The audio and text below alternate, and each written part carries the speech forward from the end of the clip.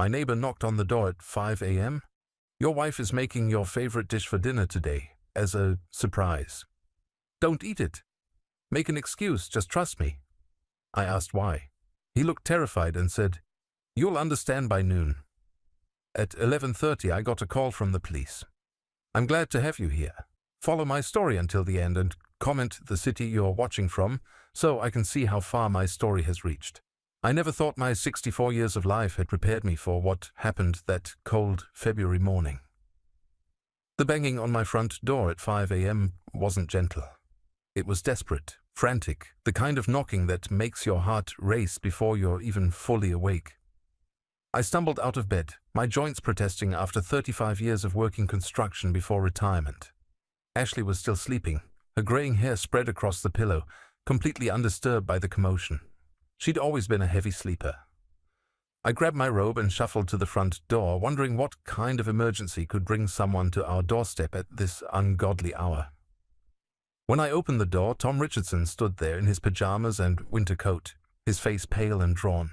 Tom lived next door, and we'd exchanged pleasantries over the fence for the past 3 years since he moved in. But we weren't close. He was a quiet man, maybe in his early 70s, who kept to himself and tended his garden with almost obsessive precision. Bruce, he said, his voice shaking. I need to talk to you. It's urgent. I squinted at him, still trying to wake up. Tom, what's going on? Is everything okay? He glanced nervously toward my house, then grabbed my arm. Not here. Can you step outside? Something in his tone made me comply. I followed him onto the front porch, closing the door softly behind me. The February air bit through my thin robe, but Tom's expression told me this wasn't about my comfort. Bruce, this is going to sound insane, but I need you to listen to me very carefully. He paused, running a trembling hand through his thinning hair. Your wife is planning to make your favorite dinner tonight. She's calling it a surprise. I stared at him, confused. Okay, and that's a problem because? Don't eat it. His words came out sharp and desperate. Whatever excuse you need to make, don't eat that food. Please, just trust me on this. I felt a chill that had nothing to do with the morning air. Tom, what the hell are you talking about? Why would I not eat dinner that my wife cooked? He looked around frantically, as if someone might be listening. I can't explain it all right now, but your life depends on it. Make an excuse. Say you're sick. Say you ate a big lunch. I don't care what you tell her. Just don't eat what she prepares tonight. My mind was reeling. This was Ashley we were talking about. My wife of 35 years. The woman who'd stood by me through my father's death, my mother's long illness, the lean years when construction work was scarce. The woman who'd raised our 3 children with patience and love. Tom, you're scaring me. If you know something about my wife, you need to tell me what it is. He shook his head vigorously. I can't. Not yet. But Bruce, I swear to you, by noon today you will understand why I'm asking this of you. The way he said it sent ice through my veins. There was something in his eyes, a knowledge that terrified him. Whatever Tom knew, it was eating him alive. Is Ashley in some kind of trouble? I asked. Just promise me, he insisted, gripping my shoulder. Promise me you won't eat that dinner tonight. I looked at this man I barely knew, standing in his pajamas in the freezing cold, begging me not to eat a meal my wife hadn't even started cooking yet. Everything about the situation screamed madness, but the terror in Tom's eyes was real. Okay, I heard myself say. I promise. Relief flooded his face. Thank you. I know how this sounds, Bruce. I know you think I've lost my mind, but by noon you'll understand. He turned and hurried back to his house, leaving me standing on my porch in the bitter cold, my mind spinning with questions. I went back inside, my hands shaking as I closed the door. Ashley was still asleep, looking peaceful and innocent in the dim light filtering through our bedroom curtains. I made coffee and sat at the kitchen table, staring out the window toward Tom's house. What could he possibly know about Ashley that would make him risk looking like a lunatic to warn me? We'd been married for 35 years. I knew this woman better than I knew myself. Or did I? As the morning progressed, I found myself watching Ashley with new eyes. She woke up around 7:30, as she always did, and padded into the kitchen in her fuzzy slippers. Morning, honey, she said, kissing my cheek. You're up early.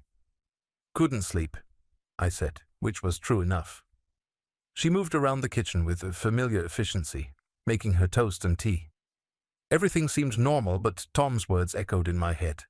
I studied her face, looking for signs of something, anything that might explain his warning. "I was thinking," Ashley said, buttering her toast, "maybe I'll make that beef stew you love so much tonight. The one with the carrots and potatoes you always rave about." My blood turned to ice. She was smiling at me, the same warm smile I'd seen thousands of times over the decades, but suddenly it felt different. Wrong. "That sounds great," I managed to say. "It'll be a nice surprise for you. I haven't made it in months." "A surprise?" The exact word Tom had used. The rest of the morning crawled by like torture. I watched Ashley go about her usual routine, but everything felt sinister now. When she left for the grocery store around 10 a.m., I noticed she was gone longer than usual. When she came back with bags of ingredients, I found myself wondering what else might be in those bags. "Going to start the stew. Early so it has time to really cook down," she announced, unpacking groceries. "You know how you like it when the meat just falls apart." I nodded and retreated to my recliner, but I couldn't concentrate on the television. Every sound from the kitchen made me jump: the chopping of vegetables, the sizzling of meat, the bubbling of the pot. Sounds I'd heard Ashley make thousands of times before, but now they filled me with dread. At 11:25, my phone rang.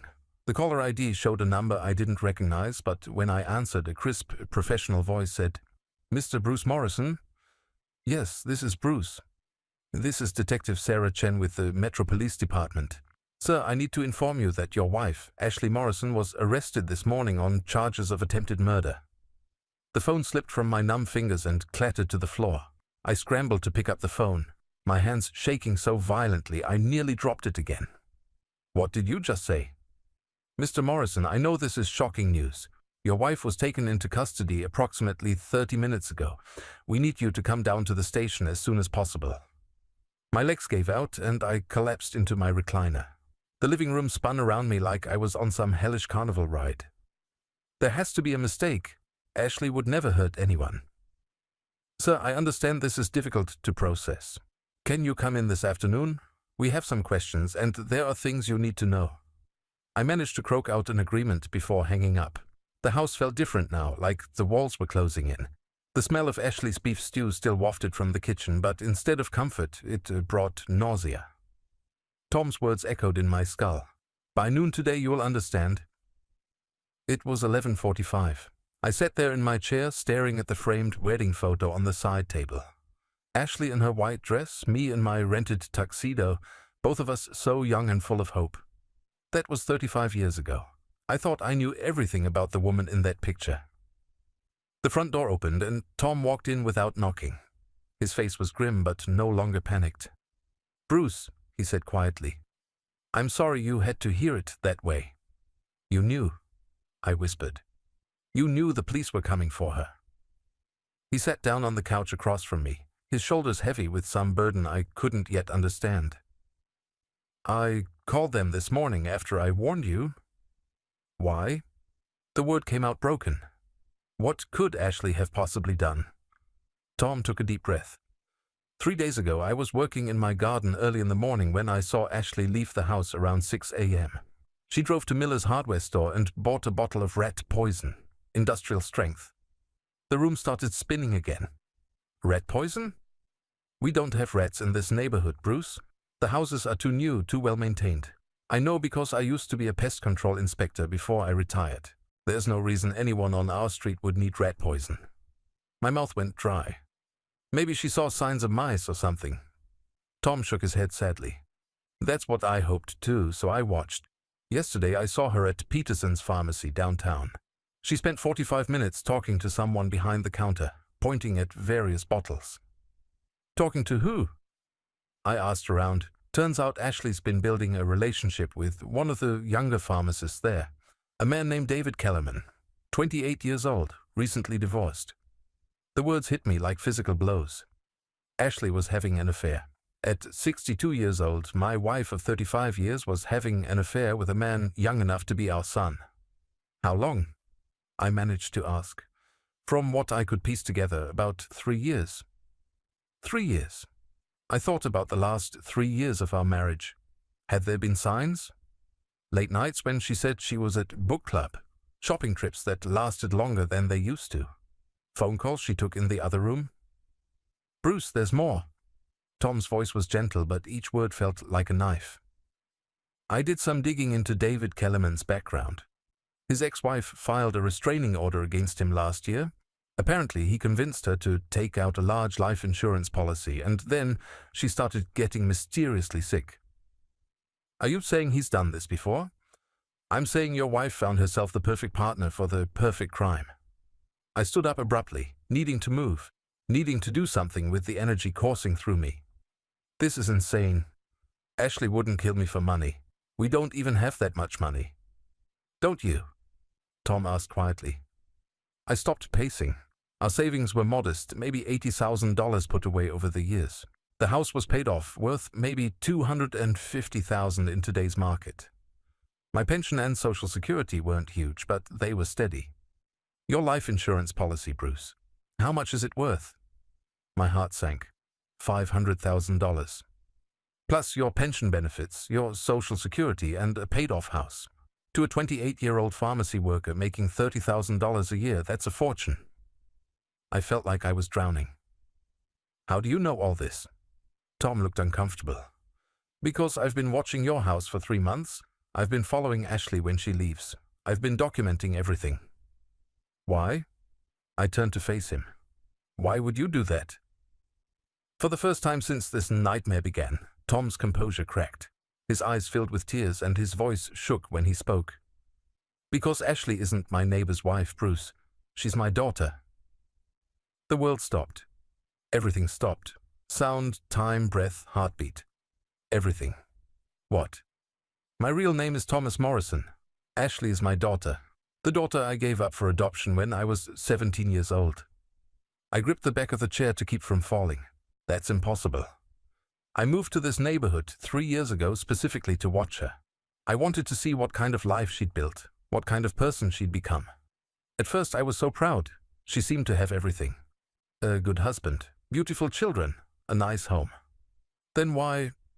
I couldn't finish the sentence. Then I started noticing things. The way she talked about you when you weren't around. The way she acted when she thought no one was watching. The phone calls she'd take in her car. I realized my daughter had grown into someone I didn't recognize. Tom stood up and walked to the window, looking out at the house where his daughter had lived with me for 3 years while planning my murder. When I saw her buy that poison, I knew I had a choice. I could let her destroy you to protect the secret of who I am, or I could save the life of a decent man who didn't deserve to die. I stared at this man who had just turned my entire world upside down. She's your daughter, and you turned her in? He turned back to me, tears streaming down his weathered face. Bruce, I've been watching you for 3 years too. I've seen how you take care of the elderly woman 2 streets over, bringing her groceries when it snows. I've seen you help the young family next door when their car wouldn't start. I've watched you cry at your kitchen table looking at pictures of your grandchildren. His voice broke completely. Ashley doesn't deserve you. She never did. And I couldn't let her kill the best man in this neighborhood to fund her escape with a manipulative criminal. I sank back into my chair, my mind reeling with this impossible revelation. The man who had saved my life was Ashley's father. The woman who had tried to kill me was the daughter of the man who had saved me. There's something else you need to know, Tom said quietly. The police found letters in Ashley's car, love letters between her and David.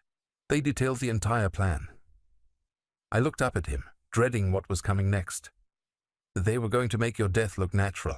Small doses of poison over several weeks, symptoms that would mimic a heart attack or stroke. After you died, Ashley would wait a respectable amount of time, then move to Florida with David and start a new life with your money. The beef stew was still simmering in the kitchen, filling the house with its rich aroma. The meal Ashley had prepared as my last supper was still cooking, as if nothing had changed.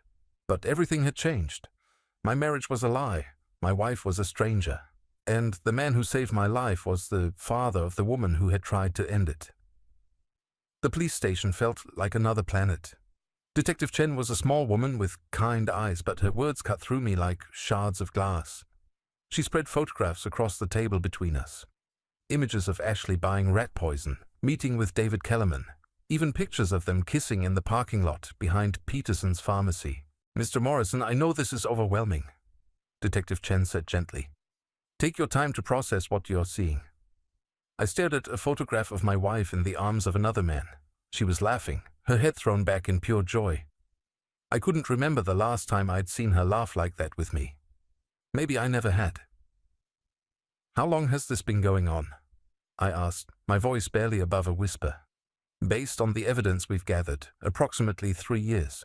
The relationship started when Mrs. Morrison began filling a prescription for anxiety medication at Peterson's pharmacy. 3 years. I thought back to when Ashley started taking anxiety medication. She told me she was stressed about our son Michael's divorce, worried about how it was affecting our grandchildren. I'd been supportive, understanding. I'd even suggested she talk to someone professional if the medication wasn't enough. The letters we found in her vehicle detail the progression of their relationship and the planning of your murder, Detective Chen continued. Would you like to read them? I nodded, though every fiber of my being screamed no. She handed me a stack of papers in plastic evidence bags. Ashley's handwriting, the same careful script that had written love notes in my lunchbox for 35 years, now outlined my death. The first letter was dated 8 months ago. David, darling, I've been thinking about what you said. Bruce has been so tired lately, complaining about chest pains. It would be so easy for people to believe his heart just gave out. He's 64, overweight, and his father died young from a heart attack. My hands shook as I read further. The life insurance alone would be enough for us to start over somewhere warm. $500,000, plus I'd inherit everything else. Bruce is so trusting he'd never see it coming. I set the letter down, unable to continue. Did she ever love me? Detective Chen's expression softened. Mr. Morrison, I've seen a lot of marriages destroyed by infidelity and greed. What matters now is that you're safe, and she's going to face justice for what she tried to do. What about my children? Do they know? We haven't contacted them yet. We wanted to speak with you first. The thought of telling Michael, Sarah, and Jennifer that their mother had tried to poison me made me physically ill. How do you explain to your children that the woman who raised them, who kissed their scraped knees and helped with homework, is a would-be murderer? There's something else, Detective Chen said carefully. We've been in contact with authorities in Florida, where Mr. Kellerman previously lived.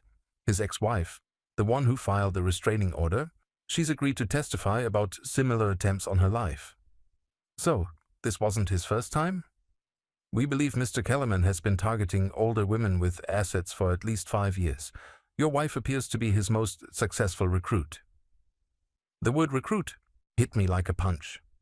Ashley hadn't just fallen for a younger man. She'd been recruited into a conspiracy to commit murder. My murder. When I finally left the police station, the sun was setting, and I felt like I'd aged a decade in one afternoon. Tom was waiting for me in my driveway, sitting on the front steps of my house. How did it go? He asked. I sat down beside him, too exhausted to stand. They showed me letters, pictures, everything. I'm sorry, Bruce. I know how hard this must be. We sat in silence for a while, watching the streetlights come on. Finally, I asked the question that had been eating at me since his revelation. Why didn't you ever try to contact Ashley before this? Why wait until now? Tom sighed deeply. I was 17 when Ashley was born. Her mother was 16. We were just kids ourselves, scared and unprepared. My parents forced me to give up all parental rights and never contact the baby again. They said it would be better for everyone, especially the child. Did you ever wonder about her? Every single day for 45 years. When I retired and had time on my hands, I hired a private investigator to find her. When I learned she was married and seemed happy, I thought maybe I could just watch from a distance, see what kind of person my daughter had become. But it didn't turn out the way you hoped. No, it didn't. His voice was heavy with regret. The daughter I'd dreamed about for decades turned out to be someone I couldn't recognize, someone capable of murder for money. My phone buzzed with a text message. It was from our oldest son, Michael. Dad, we heard about Mom on the news. What the hell is going on? The news. Of course it would be on the news. Local woman arrested for attempted murder of husband. I could see the headlines already. I have to call my kids, I said, dreading the conversation. Bruce, before you do that, there's something else you should know. I turned to look at him, wondering what other revelation could possibly make this day worse. The letters the police found. Some of them talk about your children. Ashley and David discussed what to do about them after you died. My blood ran cold. What do you mean? Ashley was concerned that Michael might contest the will or ask too many questions about your sudden death. David suggested they might need to handle him too if he became a problem. The implication hit me like a freight train. Ashley hadn't just been planning to kill me. She'd been prepared to kill our son if he got in the way of her inheritance. I stood up abruptly, my legs unsteady. I need to call them. I need to warn them. The police already have David in custody, Tom said quickly. Your children are safe now. But were they really?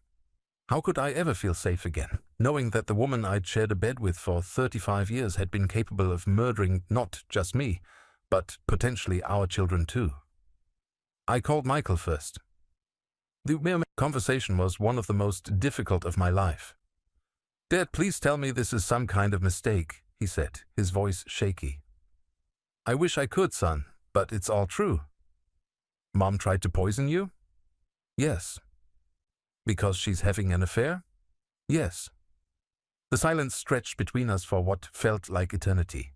Finally, Michael said, Dad, I'm so sorry. Sarah and Jennifer are here with me. We are coming over. You don't have to do that. Yes, we do. You shouldn't be alone right now.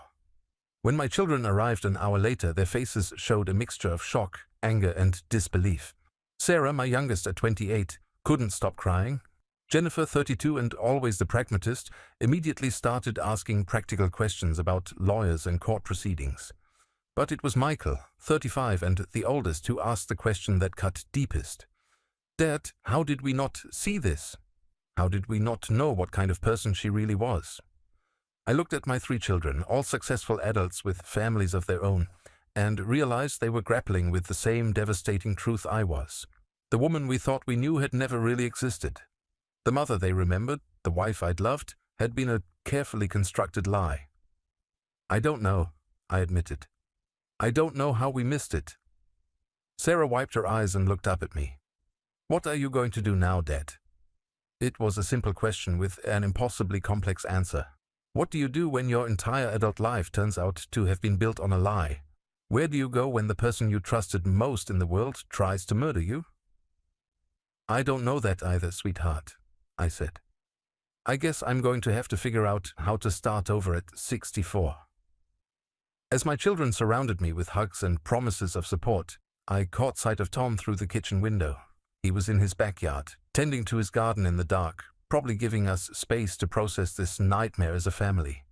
But Tom was family too now, wasn't he? In the strangest possible way, the man who had saved my life had also become the only person who truly understood what I was going through. He'd lost a daughter the same day I'd lost a wife, and somehow in the midst of all this betrayal and pain, we'd found each other. The weeks following Ashley's arrest blurred together in a haze of lawyers, police interviews, and sleepless nights. My children tried their best to support me, but I could see the strain in their faces. They were dealing with their own grief and confusion about their mother, while also worrying about me falling apart completely. And I was falling apart. Every morning I woke up reaching for Ashley's side of the bed, forgetting for just a moment that she wasn't there. Then reality would crash over me like a cold wave, and I'd remember that she'd never really been there at all, not in the way I thought. 3 weeks after her arrest, I finally worked up the courage to go through Ashley's belongings. My children offered to help, but this was something I needed to do alone. I started with her dresser, looking through jewelry boxes and personal items, searching for some clue about who my wife really was. In the back of her jewelry drawer, hidden behind a stack of old birthday cards from the kids, I found a small leather journal. My hands trembled as I opened it, knowing I probably wouldn't like what I found inside. The first entry was dated 5 years ago. Bruce is getting older and more set in his ways. He falls asleep in his chair every night after dinner. Sometimes I watch him snoring and wonder what my life would be like if I'd never married him. My throat tightened as I read on. The children are grown and have their own lives now. They call out of obligation, not love. I feel invisible in my own family, invisible and trapped. I flipped through more pages, watching my wife's handwriting document the slow death of whatever love she'd once felt for me. Bruce gained 20 pounds this year. He doesn't even try to stay attractive anymore. When he touches me, I have to force myself not to pull away. The entries got worse. Much worse. She wrote about fantasizing about my death, about how much easier her life would be if I just disappeared. She calculated my life insurance payout down to the penny and listed all the things she'd do with the money. But it was an entry from 18 months ago that destroyed me completely. Met someone today who made me feel alive for the first time in years. David is everything Bruce isn't. Young, ambitious, passionate. When he looks at me, I remember what it feels like to be desired. I haven't felt this way since I was a teenager. I think I could love him. I slammed the journal shut and threw it across the room. It hit the wall and fell to the floor, pages scattered like dead leaves. For 35 years, I'd been living with a woman who despised me, who fantasized about my death, who felt trapped by our marriage. How had I been so blind? How had I missed every sign, every clue, every moment when her mask slipped? I called Tom that afternoon, needing to talk to the only person who might understand. "I found her journal," I said when he answered. "Oh, Bruce, maybe you shouldn't have read that." "She hated me, Tom. For years, she's hated me. The whole time I thought we had a good marriage, she was fantasizing about my death." "Come over," he said simply. "You shouldn't be alone right now." I walked next door on unsteady legs. Tom's house was smaller than mine, tidy and sparse, the home of a man who'd lived alone for a long time.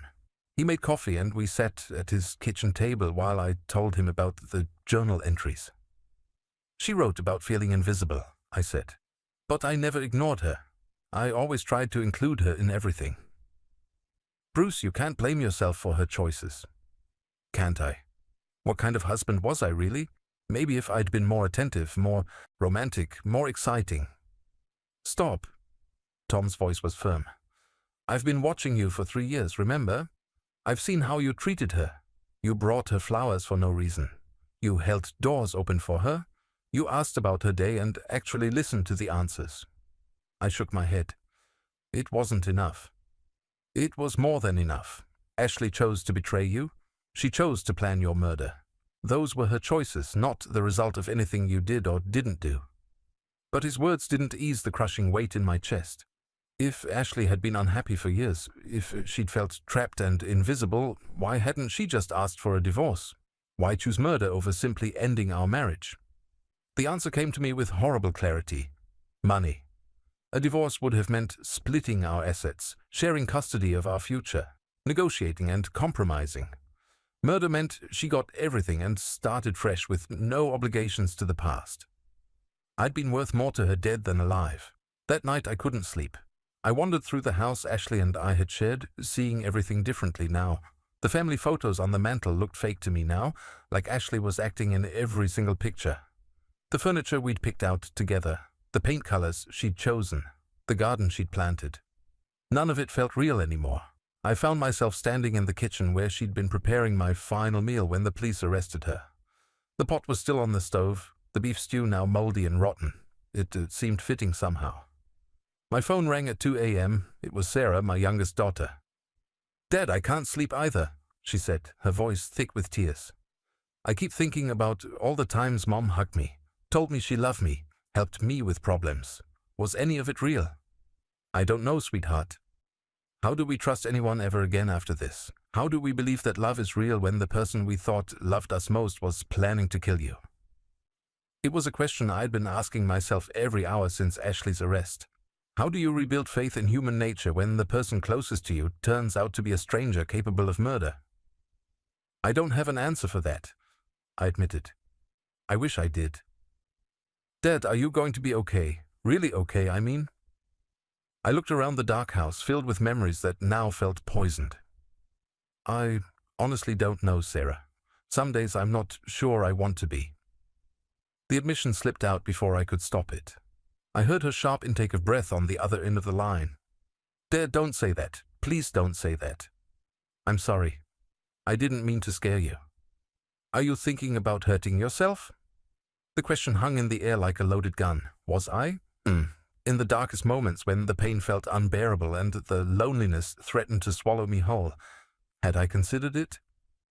Sometimes I just don't see the point in starting over at 64, I said carefully. Everything I thought I knew about my life was a lie. Everything I built was based on someone else's deception. Dad, please come stay with Michael and me for a while. Don't be alone in that house. I need to be here, Sarah. I need to figure out what comes next. After we hung up, I sat in my recliner and stared at the ceiling. What did come next? I was 64 years old, about to be divorced, with a life story that sounded like something from a made-for-TV movie. Who would want to start a friendship or relationship with a man whose wife had tried to poison him? The loneliness was suffocating. For 35 years, Ashley had been my companion, my confidant, my closest friend. Even if it had all been an act on her part, it had been real for me. I'd shared every thought, every hope, every fear with someone who secretly despised me. How do you recover from that kind of betrayal? How do you learn to trust again when the person you trusted most in the world was your would-be murderer? I closed my eyes and tried to imagine a future. Maybe I'd sell the house and move somewhere new. Maybe I'd travel, see the places Ashley and I had talked about visiting but never did. Maybe I'd find some kind of peace in solitude. But peace felt impossible when every memory was now suspect. Had Ashley really enjoyed our anniversary dinners, or had she been fantasizing about my death while we toasted our marriage?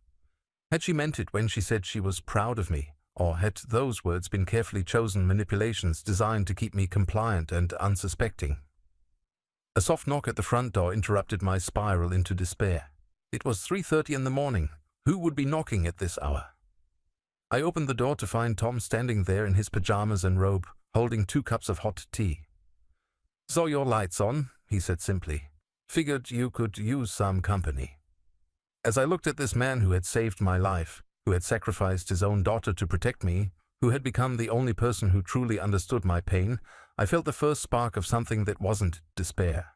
Maybe I wasn't as alone as I thought. Maybe somehow there was still hope for redemption in this nightmare. Tom's presence at my door at 3:30 in the morning became the turning point I didn't know I needed. We sat in my living room, sipping tea in comfortable silence, and for the first time since Ashley's arrest, I didn't feel completely alone with my pain. "I've been thinking about something," Tom said eventually. "About what you said on the phone earlier, about not seeing the point in starting over at 64. I set down my cup, not sure I was ready for another difficult conversation. "I felt the same way when my wife died 8 years ago," he continued. "We'd been married for 42 years. Cancer took her slowly, and by the end I was exhausted from watching her suffer. But after she died, the silence in the house was unbearable." I looked at him with new understanding. "You've been alone? For 8 years?" "Yes and no. I chose to be alone because I thought that was what grief required. But loneliness and solitude aren't the same thing, Bruce. Loneliness is what you're feeling right now. The sense that nobody understands what you're going through. Solitude is what I chose. The peace of being by yourself without feeling abandoned." His words resonated deeper than I expected. How do you get from one to the other? You start by accepting that your old life is over. Completely over. And then you decide whether you want to build a new one. Over the following days, Tom became my lifeline. He'd appear at my door each morning with coffee and the newspaper, and we'd sit on my porch discussing everything except Ashley and the trial preparations. He told me about his career as a pest control inspector, about the places he'd traveled with his late wife, about the hobbies he'd taken up since retiring. "What did you do before Ashley?" he asked one morning. The question caught me off guard. "What do you mean?" "I mean, who were you before you became half of a couple? What did you enjoy doing when you were single?" I realized I couldn't answer. I'd met Ashley when I was 29, already set in my ways and focused on building a career. I'd never really explored who I was as an individual adult. "I don't remember," I admitted. "Then maybe it's time to find out." Tom suggested I see a therapist, someone who specialized in trauma recovery. I resisted at first. The idea of discussing my feelings with a stranger felt overwhelming. But the nightmares were getting worse, and some days I couldn't bring myself to leave the house. Dr. Patricia Williams was nothing like I expected. She was probably my age with gray hair and laugh lines, and she had a way of asking questions that didn't feel intrusive. "Bruce, you've survived something that would devastate anyone," she said during our first session. "The fact that you're here talking about it shows incredible strength." "I don't feel strong. I feel like a fool who was too stupid to see what was right in front of him. Let me ask you something. If a friend came to you and said his wife of 35 years had been planning to kill him, would you call him a fool?" I thought about it. "No, I'd be horrified for him." "Then why are you treating yourself with less compassion than you'd show a friend?" It was a simple question that unlocked something I'd been struggling with. I'd been blaming myself for Ashley's betrayal, as if I should have somehow sensed her murderous intentions. Dr. Williams helped me understand that trust isn't a weakness, and that Ashley's ability to deceive me for decades spoke to her skill at manipulation, not my failure as a husband. The therapy sessions became a refuge. For 50 minutes each week, I could explore my feelings without judgment, without having to comfort anyone else or pretend to be stronger than I felt. "I keep wondering if I ever really knew her at all," I told Dr. Williams during our fourth session. "Were there any genuine moments in 35 years, or was everything an act?" "What does your heart tell you?" "My heart tells me that some of it had to be real. The way she cried when our grandson was born, the way she held me when my mother died, those reactions felt genuine." "Then trust that. People are complex, Bruce. Ashley was capable of both genuine emotion and calculated deception. The fact that she could love your children while planning to kill you doesn't make the love less real. It makes her more dangerous." As the weeks passed, I started venturing out of the house more. Tom and I began taking daily walks around the neighborhood, and slowly I stopped feeling like everyone was staring at me or whispering about the man whose wife tried to poison him. One afternoon, about 2 months after Ashley's arrest, Tom made an unexpected suggestion. "I'm thinking about moving," he said as we sat on my porch. "This house, this neighborhood, it's too full of complicated memories for both of us." My stomach dropped. Tom had become my anchor, the one person who understood what I was going through. The thought of losing him felt devastating. "Where would you go?" I managed to ask. "I've been looking at retirement communities in North Carolina, mountain towns, places where people go to start fresh. Clean air, friendly neighbors, a lower cost of living." I nodded, trying to hide my disappointment. Of course he'd want to leave. Why would he want to stay in the neighborhood where his daughter had committed such terrible crimes? "The thing is," Tom continued, "I don't really want to start over completely alone. I was wondering if you might be interested in a change of scenery too." I stared at him. "You're asking me to move with you?" "I'm asking if you'd like to consider it. We could each get our own place, but maybe in the same area. We've become good friends, Bruce. Real friends. And I think we could both benefit from a fresh start somewhere new." The idea was both terrifying and appealing.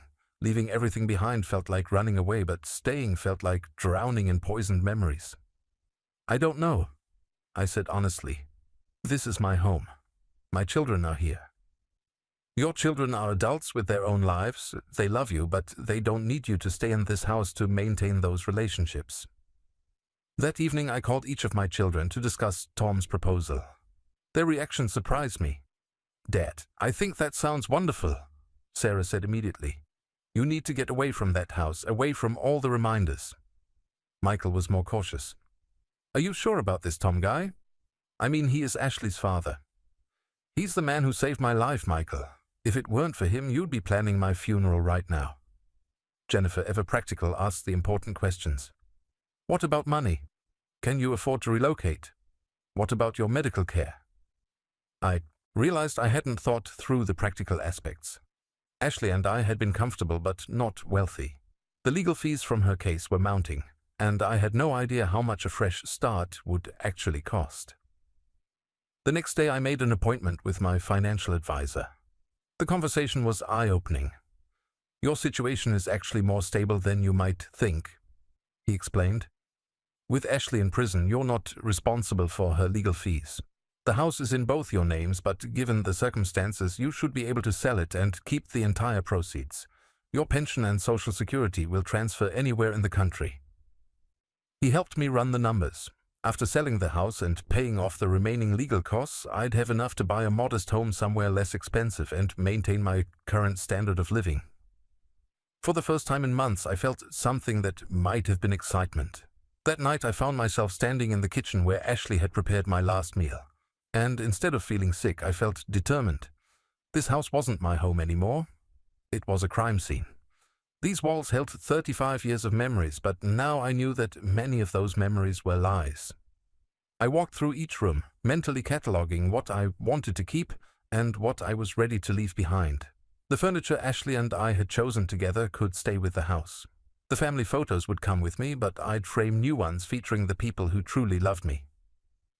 In our bedroom, my bedroom now, I opened the closet and began sorting through Ashley's belongings. Her clothes still hung there, still smelled like her perfume. For a moment, the familiar scent brought back memories of better times, and I felt a stab of grief for the woman I thought I'd married.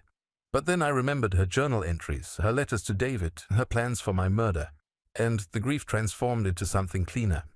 Acceptance. Ashley Morrison, the woman I'd loved for 35 years, had never really existed. She'd been a carefully constructed character designed to keep me compliant and unsuspecting while she lived her real life in secret. I couldn't mourn someone who had never been real, but I could build a new life with people who were. I picked up my phone and called Tom. "I've made a decision," I said when he answered. "Let's start looking at places in North Carolina." His relief was audible. "Really? You're sure?" "I'm sure. It's time to find out who Bruce Morrison is when he's not being manipulated and deceived." "Bruce," Tom said quietly, "I think you're going to like the man you discover." For the first time in months, I thought he might be right. 3 years have passed since that February morning when Tom knocked on my door and saved my life. As I sit on the porch of my small cabin in Asheville, North Carolina, watching the morning mist rise off the Blue Ridge Mountains, I can barely recognize the broken man I used to be. The transition wasn't easy. Selling the house in Michigan took 6 months, partly because of the media attention Ashley's case had generated. Local woman attempts to poison husband had been front-page news for weeks, and potential buyers were either morbidly curious or completely uninterested in purchasing a house with such dark history.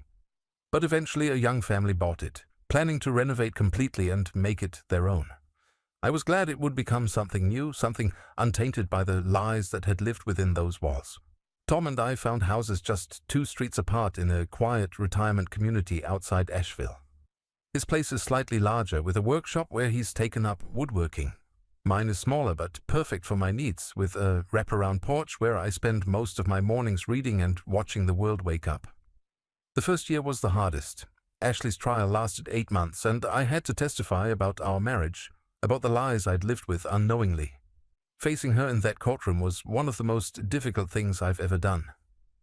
She sat at the defendant's table, looking older, smaller, nothing like the woman who had shared my bed and planned my death. Her lawyer tried to paint me as an inattentive husband who had driven his client to desperation. They suggested Ashley had been suffering from some kind of mental breakdown, that her actions were those of a woman crying out for help, rather than a calculated murderer. But the evidence was overwhelming. The letters between Ashley and David Kellerman detailed every aspect of their plan. The poison purchases, the timeline for my death, even their discussions about where to honeymoon after they inherited my money. The jury deliberated for less than 4 hours. Ashley was sentenced to 25 years to life for attempted murder and conspiracy. David received a similar sentence. At 62, Ashley will likely spend the rest of her life in prison. I felt no satisfaction when the verdict was read, only a profound sadness for the waste of it all. 35 years of marriage, 3 children who had lost their mother to her own choices, and a life that had been built on deception from the very beginning. My children struggled with the aftermath more than I did. Sarah went through a period where she questioned every relationship in her life, unable to trust her own judgment about people's motives. Michael threw himself into work, avoiding any conversation about emotions or family. Jennifer, always the most practical, focused on helping me transition to my new life but refused to discuss her own feelings about what had happened. It took family therapy, all of us together, to begin healing those wounds. Dr. Williams referred us to a specialist in North Carolina, and for months we met every other Saturday to process the trauma Ashley had inflicted on all of us. Your mother's choices weren't a reflection of your worth as children, the therapist reminded my kids repeatedly. And they weren't a reflection of your father's worth as a husband. Some people are capable of compartmentalizing love and cruelty in ways that seem impossible to understand. Slowly, gradually, we began to rebuild our relationships on a foundation of honesty rather than obligation. My children visit me regularly now, and our conversations are deeper, more authentic than they'd been in years. We don't pretend everything is fine, and we don't avoid difficult topics. We've learned that real love can withstand truth, even when that truth is painful. Tom became the brother I never had. We take daily walks through the mountain trails, play chess in the evenings, and cook dinner for each other when one of us doesn't feel like being alone.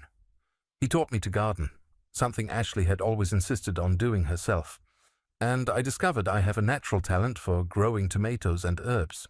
But the most unexpected gift of this new life came 18 months after we moved to North Carolina. I was at the grocery store struggling to reach a can of soup on the top shelf when a voice behind me said, "Here, let me help you with that." I turned to find a woman about my age with silver hair and kind eyes, easily reaching the can I'd been stretching for. She handed it to me with a smile. "Thank you," I said. "I used to be taller, I swear." She laughed, a warm sound that made something in my chest flutter. "We all used to be a lot of things. I'm Margaret, but everyone calls me Maggie." "Bruce Morrison, new to the area." I figured. I would have remembered touching you around. "Welcome to Asheville." There was something about her that immediately put me at ease. Maybe it was the way she looked directly at me when she spoke, or the fact that her smile seemed genuinely interested, rather than politely distant. "Are you settling in okay?" she asked as we walked toward the checkout lanes. "Better than I expected. It's a beautiful area." "It is. Perfect for starting over if that's what you're looking for." The phrase caught my attention. "How did you know that's what I was doing?" "Because that's what I'm doing too. My husband passed away 3 years ago, and I finally decided it was time to stop living in the past and figure out what the future looks like." Over the following weeks, Maggie and I began running into each other regularly. At the library, where we both volunteered. At the farmer's market on Saturday mornings. At the community center, where senior citizens gathered for various activities. Tom noticed the change in my demeanor before I did. "You're humming," he observed one morning as I made coffee. "Am I?" "You've been humming for 3 days. Also, you bought new shirts and you are shaving more carefully." I felt heat rise in my cheeks. "Don't read too much into it." "Bruce, there's nothing wrong with being interested in someone. You're allowed to be happy." The idea of romantic happiness felt foreign after everything I'd been through with Ashley. How could I trust my judgment about women when I'd been so completely deceived for 35 years? Dr. Williams, who I still saw monthly for maintenance sessions, helped me work through these fears. "Bruce, what happened with Ashley wasn't about your inability to judge character. It was about her exceptional ability to deceive. Those are very different things." "But what if I'm wrong again? What if I'm just a mark for women who see an easy target?" "Then you'll deal with that if it happens, but you can't let Ashley's betrayal prevent you from ever trusting again. That would mean she won, even from prison." It took 6 months of friendship before I worked up the courage to ask Maggie to dinner. We went to a small Italian restaurant in downtown Asheville, and I was so nervous I could barely eat. "Bruce," she said halfway through the meal, "you seem like you're waiting for bad news. Is everything okay?" I set down my fork and made a decision to be honest.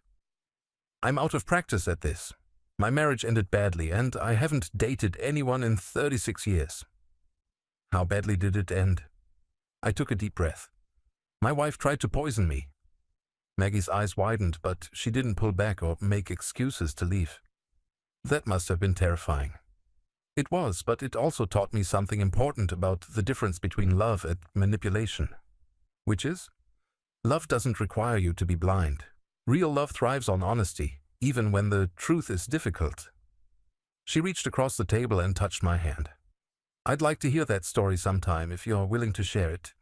And slowly, carefully, I told her everything. About Ashley's betrayal, about Tom's rescue, about the trial and the therapy and the long journey to rebuild my sense of self. Maggie listened without judgment, asking gentle questions and offering comfort when the memories became painful. When I finished, she was quiet for a long moment. "Thank you for trusting me with that," she said finally. "I can see why you'd be cautious about relationships. Are you running for the hills yet?" She smiled. "Actually, I'm impressed. You survived something that would have destroyed a lot of people, and you came through it with your capacity for trust intact. That takes incredible strength." That dinner was the beginning of something I never thought I'd have again. A relationship based on complete honesty. Maggie and I took things slowly, building friendship first and letting romance develop naturally. She met Tom and my children. I met her daughter who lived in Charlotte, and gradually we created a small but loving, chosen family. 6 months ago, on a crisp October morning, Maggie and I were married in a small ceremony on Tom's back deck. My children were there, along with Maggie's daughter and her grandchildren. Tom officiated. He'd gotten ordained online specifically for the occasion. And for the first time in years, I felt truly, completely happy. As I write this, Maggie is in the kitchen making her famous blueberry pancakes while Tom putters in his workshop next door. My phone has messages from my children, checking in not out of worry but out of genuine care. In an hour, Maggie and I will drive to the farmer's market, then spend the afternoon hiking one of the easier mountain trails. It's a quiet life, a simple life, but it's mine. Built on truth instead of lies, supported by people who know my worst moments and choose to love me anyway. Ashley took 35 years of my life through deception and betrayal. But in losing that false life, I found something more valuable. The courage to build a real one. Sometimes I wonder if Ashley ever thinks about what she threw away when she chose murder over honesty. If she realizes that she could have simply asked for a divorce and found her own happiness without destroying so many lives. But those thoughts don't linger long. Ashley belongs to the past, and the past is not where I live anymore. I live here in this moment, in this mountain cabin filled with genuine love and honest companionship. I live in tomorrow's possibilities, in next week's plans, in next year's dreams. At 67 years old, I learned something I wish I'd known decades ago. It's never too late to start over. It's never too late to choose authenticity over convenience, truth over comfort, real love over familiar lies. And sometimes, if you're very lucky, you get a second chance to build the life you never knew you wanted. That knock on my door at 5 a.m. saved more than my life. It saved my soul.